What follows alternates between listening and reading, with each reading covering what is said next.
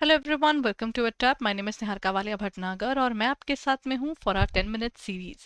और आज हम कवर करने वाले हैं the topic fund flow statement. हमारे मॉड्यूल बी का एक और इम्पॉर्टेंट टॉपिक जो पेपर में आपका थ्योरेटिकली पूछा जाने वाला है, जल्दी जल्दी कवर होने वाला टॉपिक जिसमें आपका स्कोर डेफिनेटली आराम से बन सकता है। That's what we'll be covering today. But before I proceed further everyone, हमारी जेआईबी की पीवाईपी बुकलेट यानी प्रीवियस ईयर पेपर्स की बुकलेट आपके लिए अवेलेबल है।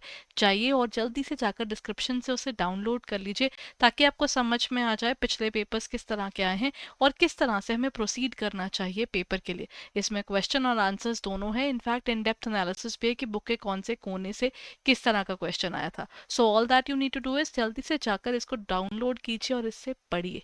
राइट, चलिए शुरू करते हैं हमारा आज का topic, that is fund flow statement. पता है fund flow statement is not as same as cash flow. Cash flow statement talks about movement of cash all together, while जब हम फंड फ्लो स्टेटमेंट की बात करते हैं, फंड फ्लो थोड़ा ज्यादा ग्रेटर बात करता है। वो कैश के अलावा अगर फ्यूचर में आने वाला पैसा है ये उसको भी नोट करता है। ये रिवील करता है financial health beyond simple income statements.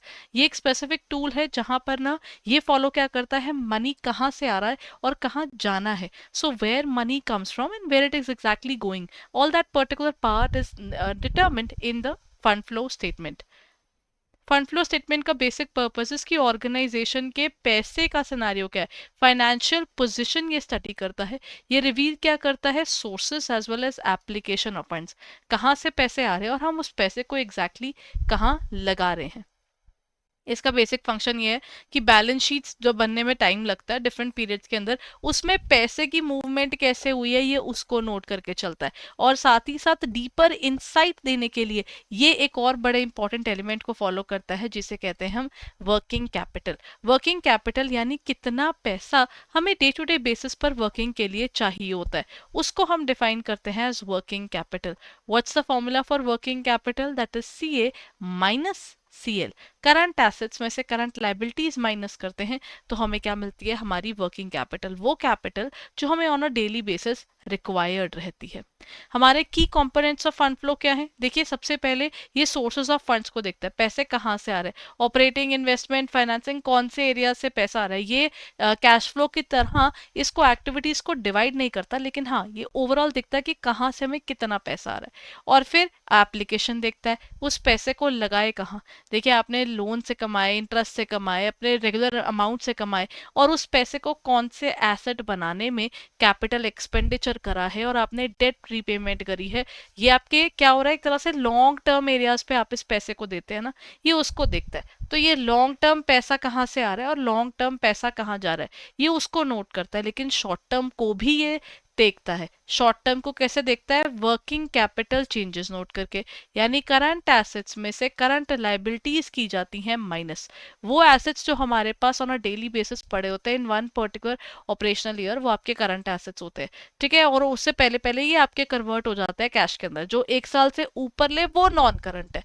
तो ये करंट एसेट्स में से करंट लाइबिलिटीज माइनस करके ऑन अ डेली बेसिस हमें अपने बिजनेस का कितना हिस्सा चाहिए ही होता है ये उसको नोट करता है। और साथ ही साथ इसके थ्रू कि हम लोग पैसे की मूवमेंट देखते हैं ऑन अ ग्रेटर स्केल, तो ये generalization, generation and utilization of liquid assets ये उसको भी देखता है, बिकॉज एक तरह से ये कैश फ्लो की मूवमेंट को भी अपने अंदर इनकलकेट करता है, लेकिन ये उससे ज्यादा चीजें देखता है।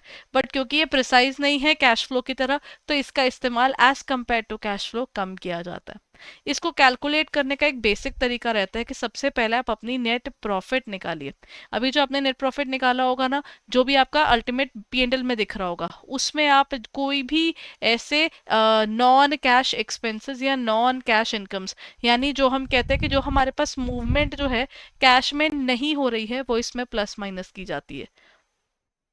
उसके बाद हम क्या करेंगे, अगर हम लोग कोई भी एडजस्टमेंट करेंगे फॉर ऑल दोज थिंग्स जो ना तो कैश में आ रही है ना वो कैश में जा रही हैं, उनको हम लोग बुक्स ऑफ अकाउंट्स में एडजस्ट करके बताएंगे कि इसमें तो कैश की कोई मूवमेंट ही नहीं है। फिर हम क्या करेंगे, फिर हम बनाएंगे हमारा करंट एसेट का चेंजेस निकालेंगे। ओवरऑल हमें ये देखना है कि हमारे पास कितने करंट एसेट्स और कितनी करंट लाइबिलिटीज हैं और हम उनके साथ में कैसे डील करते हैं। ठीक है, मतलब वर्किंग कैपिटल चेंजेस की भी ये स्टेटमेंट बनाते हैं। उसके बाद ये ओवरऑल देखता है कि कैश की मूवमेंट कितनी ज़्यादा हुई है।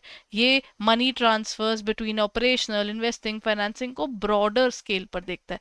ये उन एक्टिविटीज़ में इसको डिवाइड नहीं करके चलता, ये उससे भी ज़्यादा ब्रॉडर स्केल पे इसको रिव्यू करता है। इसके बेनिफिट्स क्या है, ऑर्गेनाइजेशन को स्ट्रैटेजिक आइडिया हो जाता है उसके पास फंडिंग कितनी है और इस फंडिंग को उस ऑर्गेनाइजेशन ने करना क्या है आखिरकार। ठीक है, देन नेक्स्ट पार्ट क्या आ जाता है, next part is your strength assessment. आपकी ऑर्गेनाइजेशन का फाइनेंशियल स्ट्रेंथ कैसा है आपको पता चल जाता है और उसके अकॉर्डिंगली उसको नोट करता है। Then is your investor transparency. आपका इन्वेस्टर कितना ट्रांसपेरेंट है। देखिए, इन्वेस्टर ट्रांसपेरेंसी हम लोग बेसिकली एक्चुअली हम इन्वेस्टर को ट्रांसपेरेंसी देते हैं कि अब उसकी श्रद्धा है कि वो हमारी कंपनी में पैसा डालना चाहता है कि नहीं डालना चाहता।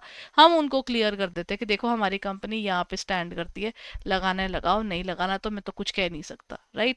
बट मैं आपको बता सकता हूँ कि मैं कैसे काम करता हूँ। So that's about the fund flow statement.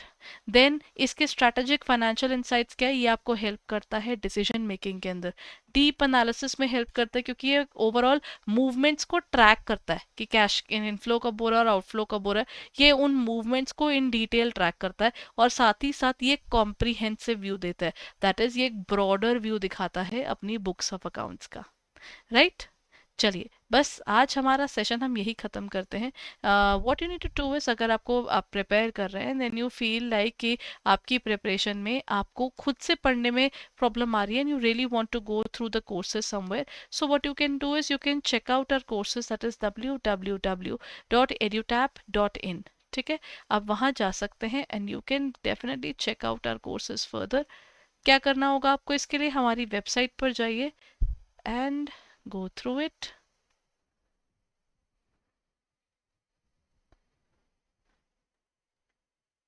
Just a moment, मैं आपको हमारी वेबसाइट दिखा देती हूँ।